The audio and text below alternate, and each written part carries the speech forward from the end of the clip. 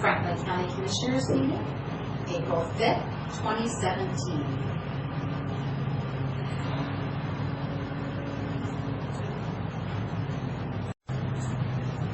Franklin County Commissioners meeting, April 5th, 2017.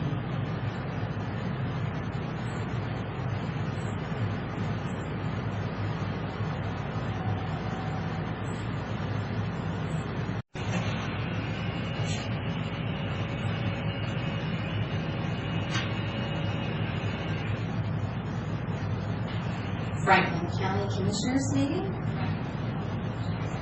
April 5th, 2017.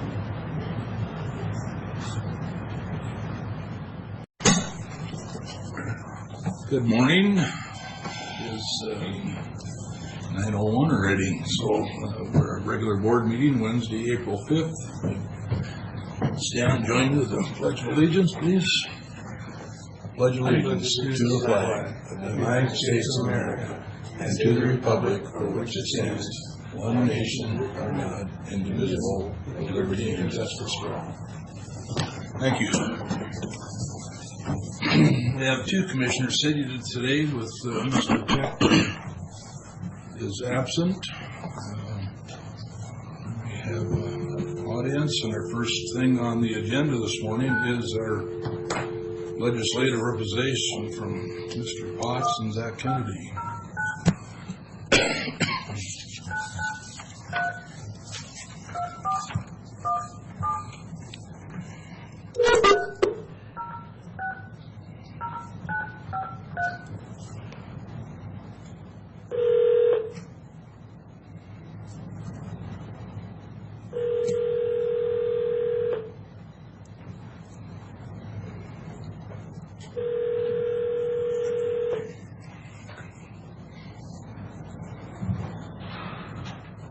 Good morning.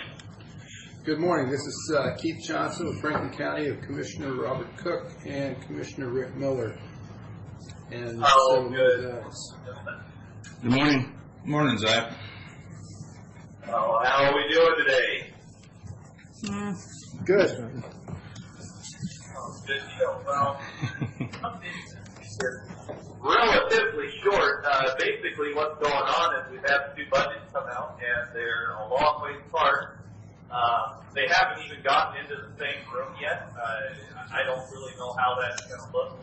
The House is probably going to be able to get their taxes out of committee, but I really don't think that they're going to be able to pass them off the floor. And the Senate probably isn't going to come to the table until the House has passed the tax package. In terms of that, I don't know what that's looking like. The operating budget is supposed to be out later this week in the House. And we're just kind of sitting back waiting right now. Money attached to it is either held hostage. If it hasn't been passed yet, it's been deemed necessary to implement the budget, and we're kind of waiting. So that's about where we stand on this stuff. And other than that, when it comes right down to who's supposed to be doing what and what body is going to pass what, it's really, really up in the air. The first decision, dealing with the water issues is still very much on the table.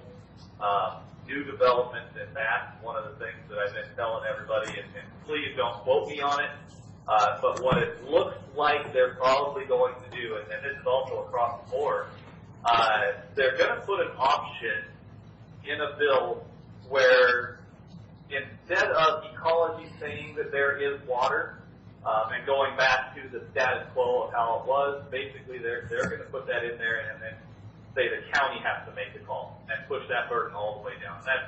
It's pretty much the same report that I've given before, but it sounds like everything they're doing, they're making it a county option. And I wouldn't be surprised to see a lot of services be fee services. As they come forward into that, because they don't have money to fund this stuff, especially with the clear decision and education stuff. So one of the things that it sounds like they're trying to get some money into is the Public Works Assistance Fund. We don't know exactly how much money that's going to be, but, that would allow some of the local infrastructure projects to continue to fund those short-term loans. Not saying they won't rob that fund next year, but it does sound like we're going to get something. So, do you guys have any questions about anything specific? Well, we got the legislative session priority update yesterday, and just showing like that 1% that the House is showing a thumbs up, but the Senate isn't ready for it yet.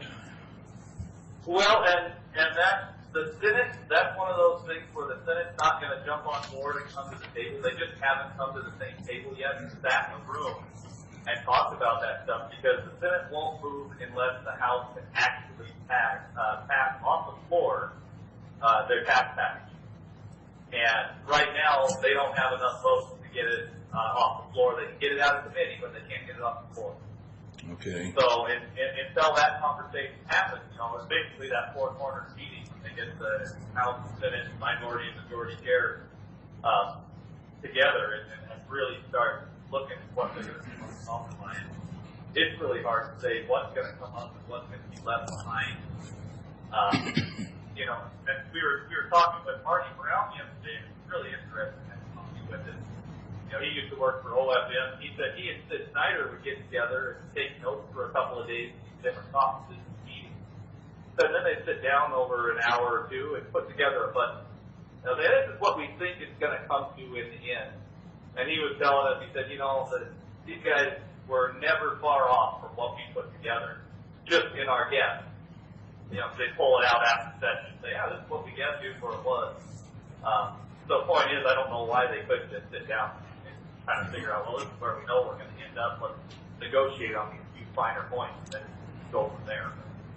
That's high hopes at this point. Yeah. Then also, I see where the Public Records Act, it sounds like it's going through both the House and Senate, all right? Yeah, that one seems to be doing all right. And the public record stuff, until we see the budget come out, I'm not crossing my fingers on anything yet. So, if it hasn't already completely passed, it's kind of a wait and see, because they can pull things, we might not have time for that if you don't vote for the budget, kind of stuff. So we'll see what happens. I can tell you on the budget side of things, Dino Rossi is one of our biggest friends. John Coster also doing his best to help us out. Both former county commissioners or council members, and both new back this year. So, and both have experience in the legislature. So, right. Those guys are a couple of the only guys up there that have institutional knowledge from previous legislatures when, a lot of these programs that we've got right now, public works assistance, for example, even, when those ones were conceptualized, when they were put into law or put on the books, these are the only two guys who were around back then, who are legislators today. So, really interesting when you start looking at the system in that light, and then say, well, this is probably why, they don't understand these programs, why they're okay taking money from them, because they don't get it. Yeah.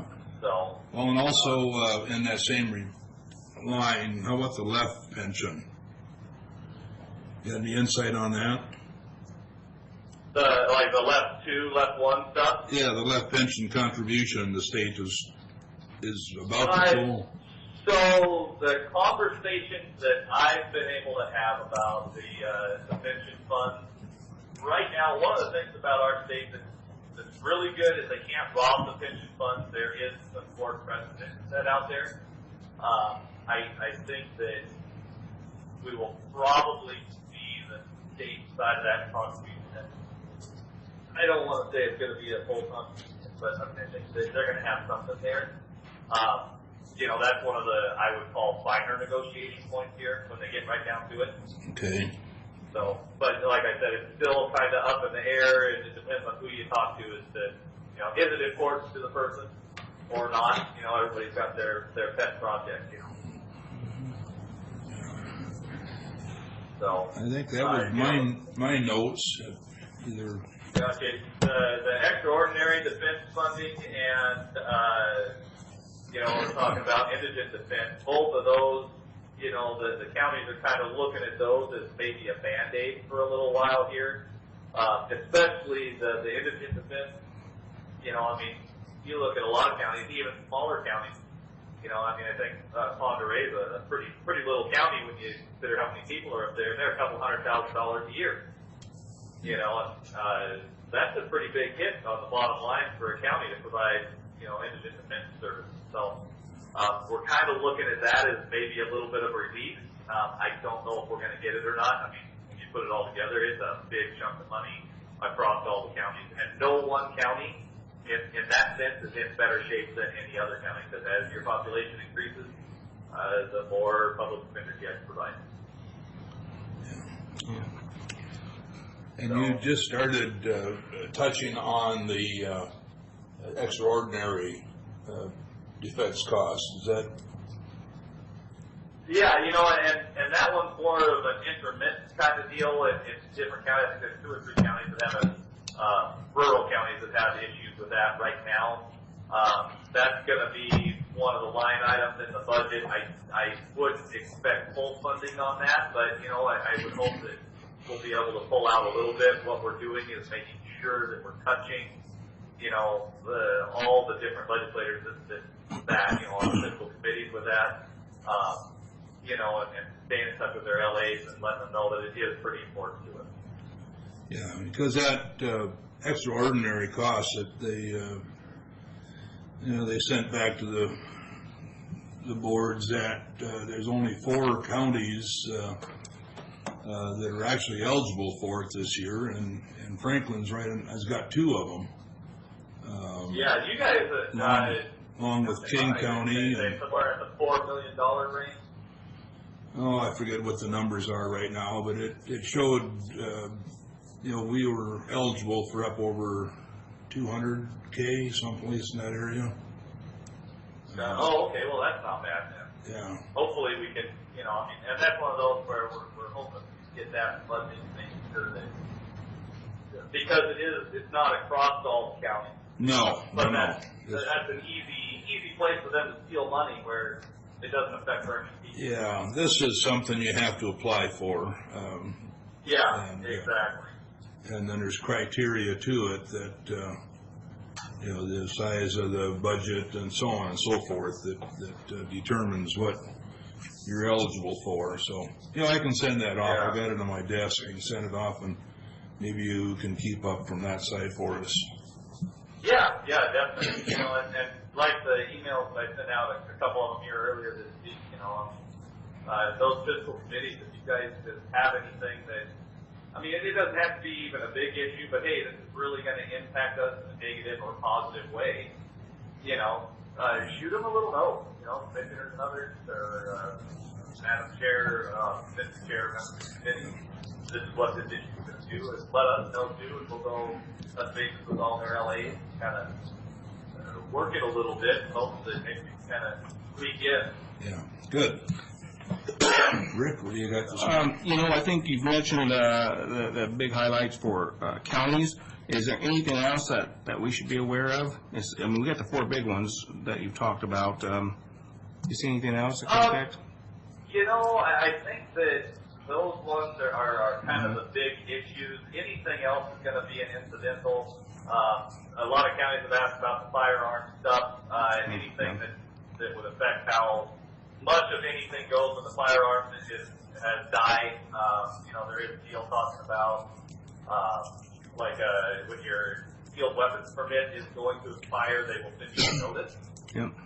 Which is nice, because if you let it lapse, it's $64, and if you go in court expired, it's $15. So that'll save people some money. The other ones they've got on the firearms side of things, if a firearms dealer declines a license for some reason, they won't sell you a pistol or a rifle or something because you don't pass the background check, then they're going to be required to report that in full, which, I didn't know they weren't doing that anyway, so, it's not really that big of a deal. Doesn't really affect how we operate at all. On the cannabis side of things, they're just clarifying a few responsibilities when it comes down to the county side of things. you know, they were talking about taking away some of your liquor revenue that you had a moratorium on. I get that one, you know, so I mean, I think that when it comes down to that stuff, it's all pretty innocuous. Yeah, well, good. That marijuana one was one I was kind of wanted to ask you about, so you answered that. So, yeah, I think I'm good. Keith? Outstanding. Well, if you guys come up with any questions or see anything that, you know, stands out to you here through this week, or, you know, if we see anything that's a really big deal and need to let everybody know, we will certainly do that. But shoot me an email or call anytime, and we'll get on it. All right, well, I'll see you tonight, Zach, then. You might. Okay. I might have a meeting, so have a safe trip if I don't. All right, thanks. Okay. Talk to you soon. All right, sir. All right, you guys have a great day. Thank you. Always good news, huh? It brings us to a point in the agenda. Is a public comment time? We have someone like to speak? Seeing no takers, we'll go on to office business. And We got down here.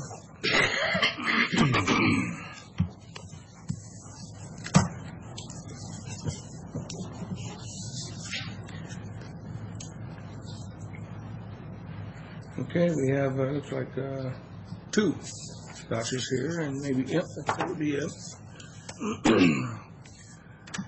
Okay, we have financial expenditures, and, audited by the auditing officer, certified by the auditing officer, and it is at the amount of $314,072.86.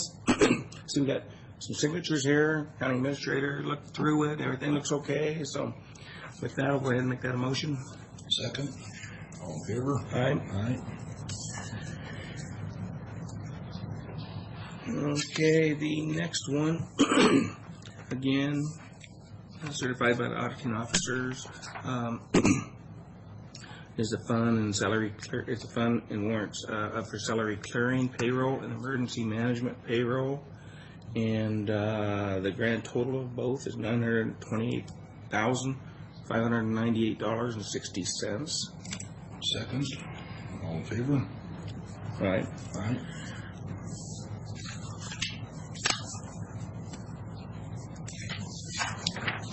We have consent agenda between numbered 1 through 5. Okay, 1 second. Looking through them, I really had no question. Looks like, again, any mostly routine contracts, and I have no questions. So I will move that we accept consent agenda 1 through 5. Second, all in favor? Aye. Would you hand me that green folder over there? Certainly. Okay, since we have 5, soon we're going to go ahead and sign them now. Get that out of the way, right? Yeah. Okay.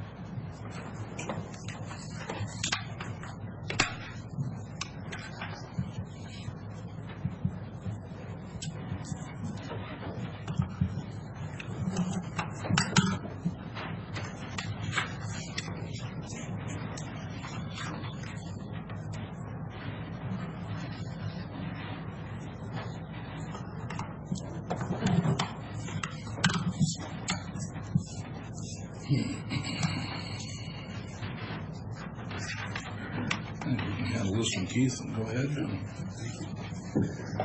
Just want to follow up on last week's discussion of our mental health consulting efforts. Kyle Sullivan is in the audience today, and Sean Stanton, prosecutor's office, is here as well, answering questions that you may have. But just kind of give you an update of where we are. We've learned that Benton County clearly has instructed Kyle to move forward with seeking Benton County. Can you hear me now? Better. Benton County has given very clear instructions of what their desire is going forward, that they were unwilling to waive some of the insurance requirements that their civil attorneys in Benton County had recommended. And so they kind of came back full circle and have instructed our Department of Human Resources, or Human Services, to move forward with an agreement with Comprehensive as the consultant to help us define and design what the regional mental health services system should look like coming into 2020 as new state regulations take place. We've learned that Spokane County has made some effort to reach out to Leon Evans to try to bring him into their county to discuss some of the same things. I understand they do not yet have a contract. Sean can probably speak more clearly to that. I just talked to some of the folks in Spokane County. And so, my recommendation is we're at that point where we really need to make a decision to move forward with how we're going to, if or how we're going to move forward on retaining some consulting expertise. Clearly, Commissioner Peck, despite his absence today, has raised objections to Comprehensive being that primary contractor simply because it puts them in a position of being able to help design a system by which they may be future beneficiaries of contracts to that same plan. And because of those issues around conflict of interest, he's been opposed to that. Having said that, I certainly invite Kyle and Sean to weigh in on what they see as kind of the current status. They might be able to provide you some better guidance on some of those things, but from my perspective, I think it's time we make that decision and move forward. Either gentleman like to come up and share some of your insight?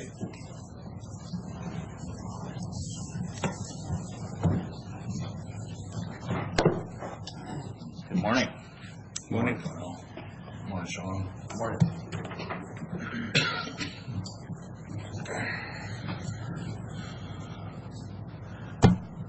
Where are we at? Sean, have you had a chance to look into anything since last week? Yes, I've spoken to individuals up at Spokane, and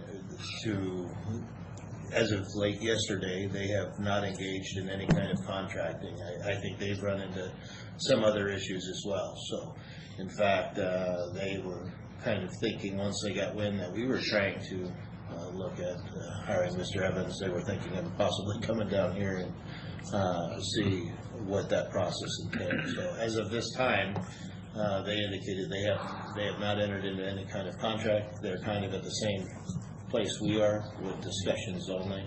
So I don't know if the board wants to look into that further. But Well, I totally have to agree with your thoughts last week as far as both of us being in the risk pool that, they were 500,000 deductible, so they've got a lot of leeway there compared to our 25. If there's something incident does happen.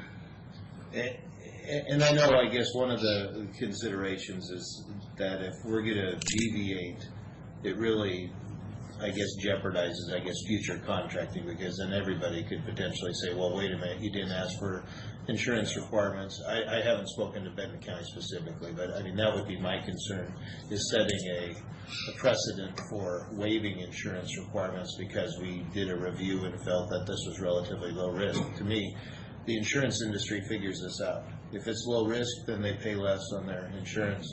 And this was something that we were requiring, and we recognize that that would be an additional expense that would be added to the county. Essentially, we're buying the appropriate insurance, but we don't buy insurance because that's expected to be handled by the individual contracting with the county. So I don't see, my position hasn't changed. I think we did indicate to the board previously, certainly the board could make that decision. My advice, though, would be is that we have these contractual language and insurance requirements for a reason. That's to protect the county's interest, regardless of whether or not that's a high-risk item or not. And we do have a reason why we ask for that, and I guess I would leave it at that. But unfortunately, we don't have, I think what came up last week as well was the idea that if there is an existing contract with Spokane County, then we could maybe be a recipient of subcontracting through them. I don't know if that would honestly work contractually, because I think Spokane County would be hesitant. If it was one of their employees or an employee of Spokane, I think they would be willing to entertain that. But I think if they're basically subcontracting a private individual contractor, I know from my review, I wouldn't want to do that to another entity.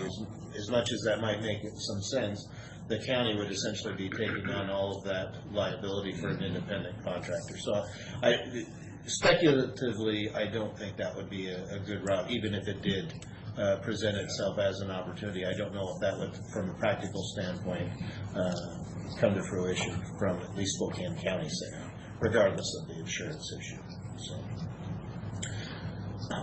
did the board have any other questions regarding anything? I will be speaking to a commissioner from Cedric County, Wichita, Kansas, at 1 o'clock. If you want to join in, they hired him. They used him in a different state, maybe different laws. I don't know. But either way, I was just going to talk to him about what kind of job he did. Just more information. So. And that might be a question that I could ask them, or you could, if you were there at 1 o'clock in the office. But other than that, it's just odd that the different counties take that risk, I guess. And I don't know exactly what the steps are with Spokane now. If, like you said, they backed off because they saw what we were going through. So I'm going to have to agree with your judgment on two things, not different things.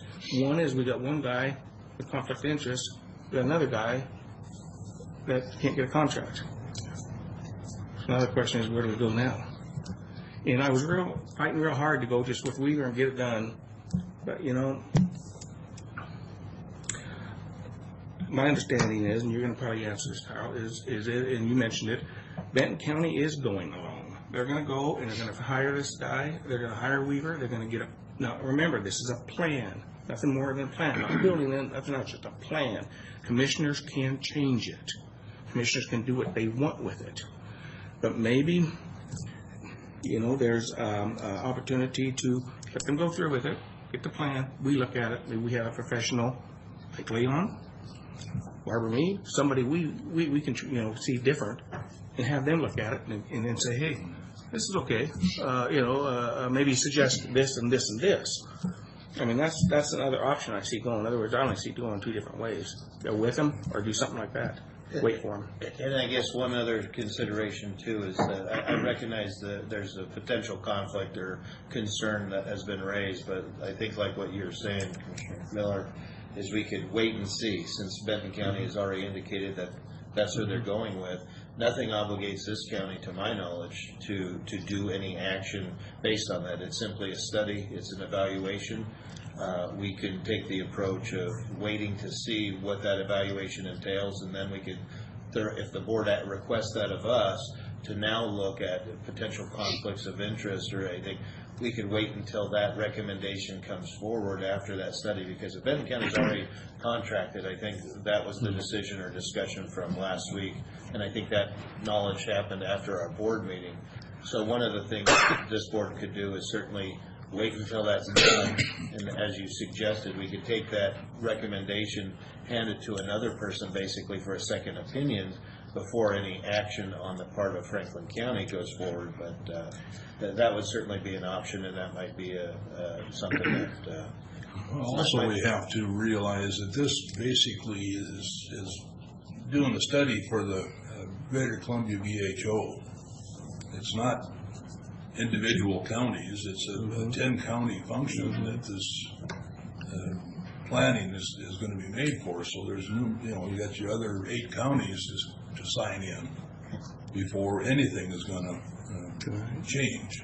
Yeah, because I think what Kyle and I have talked about too is there's a lot of changes coming, I think, in 2020. Possible Changes, and so that's kind of a hurdle or consideration as well. And I think having that consideration that this is not just going to affect Benton and Franklin counties, but the other members of GCBH. Right. And it basically is where we're at 2020 in the state size. If we are Greater Columbia Behavioral Health is up to the state standard, if I'm not speaking out of place here. That's correct. The state will come in and take it away and assign it to somebody else. What we're trying to do is keep it in-house, in Greater Columbia Behavioral Health. The way it's statute now, we're somewhat of a poster child for the state of Washington, the way Greater Columbia is handled and has been. So it's not just a Benton Franklin issue. So, and I did speak to Commissioner Sean Small, and he's, they're going forward. No ifs, ands, buts. They're going forward. They're not waiting for Leon. They're going forward. Okay. So we all know that. That's clear. You mentioned it. You've mentioned it. We've all mentioned it. We know that. So I just feel that just as you said, it's a study for the whole greater behavior. But Benton Franklin, we're looking at a plan for us, right? For Benton Well, Franklin. it's Kyle can maybe chime in on this. Yeah, and I think that, and again, I think, probably half of the counties that make up GCBHO are relatively smaller. The bulk of, I think, probably 70% of the money that funnels through GCBHO is tied to Benton, Franklin, and Yakima counties. Just from a population base, they're the largest. And again, I think the state's move towards 2020. And again, we don't know exactly what that's going to look like. I think that GCBHO operates fairly well compared to many of the other BHOs in the state, and so I think I think that's a plus. I think this systems redesign is specific to Benton and Franklin counties. However, I think the rest of the BHO would, it could be a model for the rest of the BHO in what things need to look like when we get to 2020. I've had conversations with Mr. Weaver, and again, like Commissioner Miller had indicated, and Mr. Johnson, Benton County has given me very specific direction and to move forward with contracting with Mr. Weaver, comprehensive for Benton County. Obviously, problems come up with because even though we have the river that divides the counties, this is one community, and so the conversations I've had with Mr. Weaver centered around, although currently the contract will be with Benton County, he recognizes that it's not easy to separate Benton County from Franklin County with regard to the services that are provided to our residents, and the fact that it you can have someone that lives in Franklin County receiving services in Benton County and vice versa, and it's very blurred, that line. We talked about the consultation is a recommendation only. Obviously, there was nothing binding. Any recommendation that he would make, it would be presented to the board or boards as a plan, and Benton County or regardless of what Franklin County does, that if the contract is with Mr. Evans or with Mr. Weaver or not at all, it would be up to the boards to make decisions as to what part of any plan or plans was adopted. Again, one of the conversations that Commissioner Miller and Commissioner Delvin and I had centered kind of around involving the area providers and having a voice in developing the plan. I spoke with Mr. Weaver about that. That's a big part of reaching out to the area providers, both SED and mental health, to local schools, to law enforcement, to I know Claude's group is called One Stop, something like that. He'd indicated that he would want to have a conversation with them, take input. Kind of how I envisioned this, and maybe my thinking on it was incorrect, or maybe it is that the plan would be a suggestion. The boards would make a decision as to what parts, if any, of the plan they wanted to adopt, and then it would be my job to work with the local providers. And what I would hope is that, because I think that there are a lot of really good things that our system does locally. Yeah, I think that the services that we provide are good. I think that the agencies are efficient. Are there always room for improvement? Sure. And what my hope would be is that whatever plan was developed would highlight the strengths of the system and identify any potential weaknesses and any gaps that would need to be filled. And that would be part of my responsibility after that, is to work with the area providers to determine how, if there are inefficiencies, how we remedy that, and if there are gaps, how we close those gaps. So those are the conversations that I've had with Mr. Weaver, again with Commissioner Miller and Commissioner Delvin, and we had a meeting last week with some area providers and local hospital executives, kind of discussing some of this, and that's kind of what we talked about. So, if I'm correct, and I think I am, a quote made by one of the hospitals was, "We don't want two working together on their side. Don't get two working together. Get one and go." That was one of the concerns that one of the hospital administrators had indicated, and he talked about, again, even though our community incorporates two counties, that it is one community, and there was concern talked about the possibility of differing consultants providing differing Opinions, basically. opinions. Yeah, and one of the things that I talked with Commissioner Miller about is, that would be, if Franklin County's decision is to go with Mr. Evans, I believe one of my responsibilities would be to work with the two consultants to make sure that if there were any conflicting opinions, that they would be worked out, and find some middle ground. Yeah, I don't really see us going anyplace with Mr. Evans from what Sounds like all the legwork that's been done already, so let's carry on. I want to make one point of clarification. Kyle, you mentioned that this, at least initially, would have been a contract only with Benton County. And my concern with that is I want to make sure anything that's unique to Franklin County is represented in the process. Sure.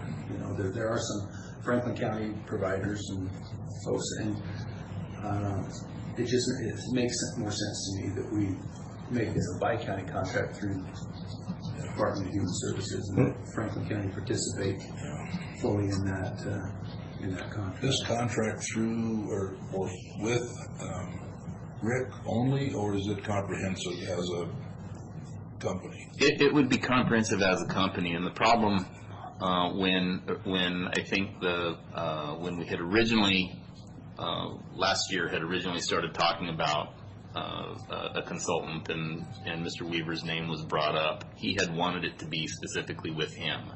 The issue came up regarding the insurances and that he didn't have those insurances. And so in lieu of going out and getting them, the decision was to form the contract with Comprehensive because they have the required county, the insurances the counties require. Okay, a question here I've got that may need some explaining. If Benton County goes forward with Rick Weaver, Comprehensive, goes forward, who's funding?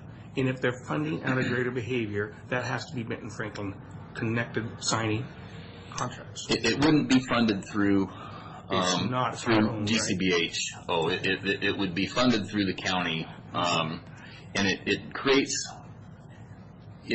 some difficulty. My office obviously is a bi-county office. My fund is the reserve fund, the millage fund is a even though each county separately contributes to it, it is a when it gets to me, it's a bi-county fund, and so it does create problems.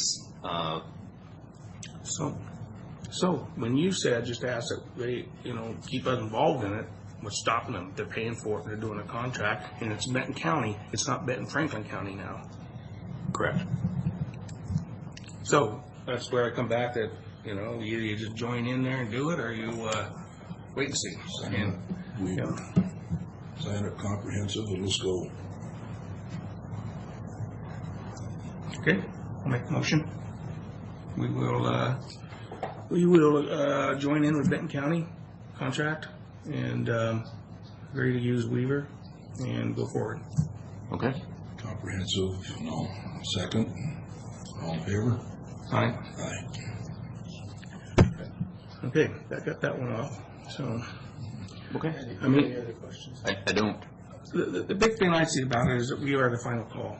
Benton Franklin is the final call. We look at the plan. We can say, and the way I'm trusting is that Rick Weaver is only doing a plan, and there's going to be providers underneath he's talking to that's going to work this out, and that's the experts, sheriff, schools, places like this, all of it. Which is partly why I want to make sure that Franklin County is a party to that contract, so that we have some say in what that scope Exactly. of work is, to make Exactly. sure that the public and the providers and the users have input into what that plan looks like. Kyle, do you see, you've been in the business long enough, do you see any real gaps in Benton Franklin County?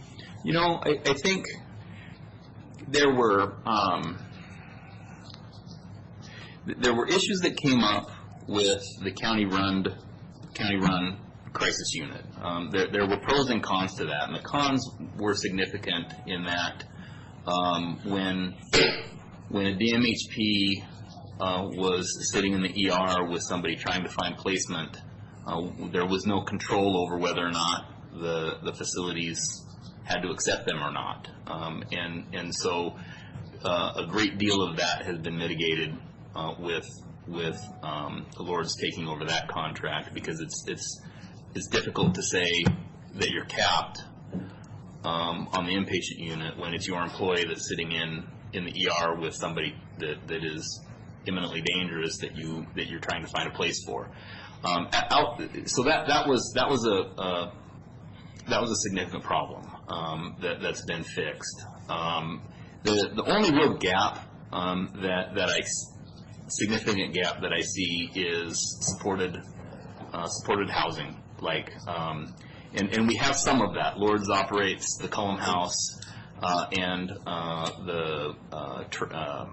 don't know what they call them, but they're trailers in a Franklin County Pasco mobile home park that they've got that are staff supported, and they've got clients residing in, but those are time limited programs, and so we do. There's not enough of them, and there's not enough of them, and so that's a gap that I think that I hope will be remedied as a result of this. Now there are obviously changes proposed moving towards 2020 but I don't necessarily think those are gaps in the system. So I think those will be things that will be addressed moving forward.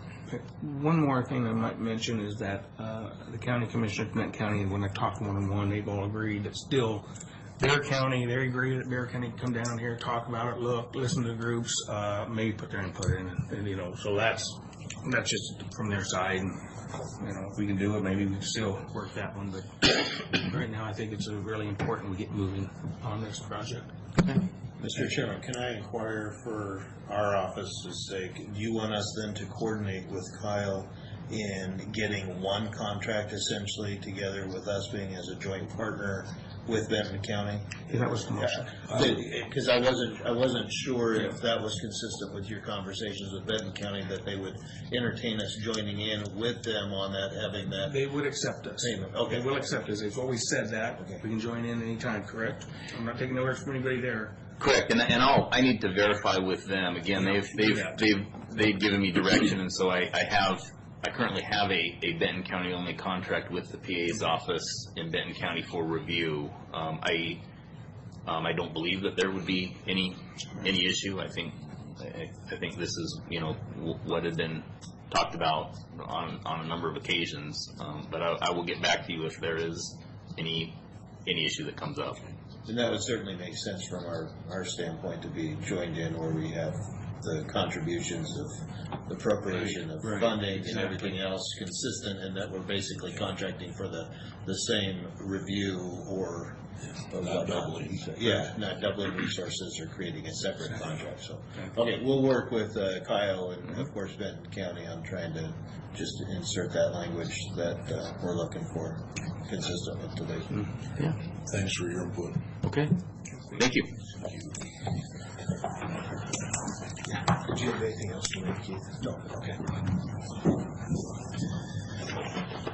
Keith, that concludes all of my business for today. Okay. Okay, I do have something I want to discuss, and after researching and looking and thinking about the situation with the sheriff and compression, I'm prepared to make a motion next week, and I think with Brad being here, we're going to be fair that we do a 10% or something. I'm still looking into that, and I'll talk to you more about that, but that should be next week.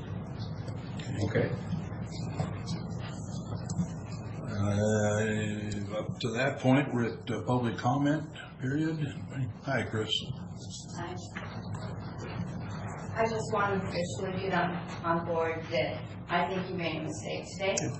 I think you should have followed and said, Benton County, you want to go this direction, you're on your own, and we'll look at it later. I see your point, but also, we were this way last summer. Yep, exactly. And this was planned. This, exactly the way it was going to be, was the scheme in the first place. I wish these two counties could learn to get along, but as long as certain people are in Benton County, it never will. So, you might as well, this is not going to be something that's going to pass in 2020. And the big push that we always hear about how well you're doing a good job, I think you really need to sit down and talk to some state people. I talked to them, and they do not see this as a positive program. And the Greater Columbia is not seen as positively as we always hear. So I think this is, I just need to get that on the record. Okay. This was a big mistake. Thank you, Chris. Anybody else? Hearing nothing else, Rick, you got anything? No, I don't. I think we cleared up a lot of discussions I had in my mind. Keith? Karen? And with that, I'm going to head for Olympia as soon as we're done here for tonight meeting and tomorrow meeting, so I'll be back Friday morning. Other than that, we are adjourned. Thank you.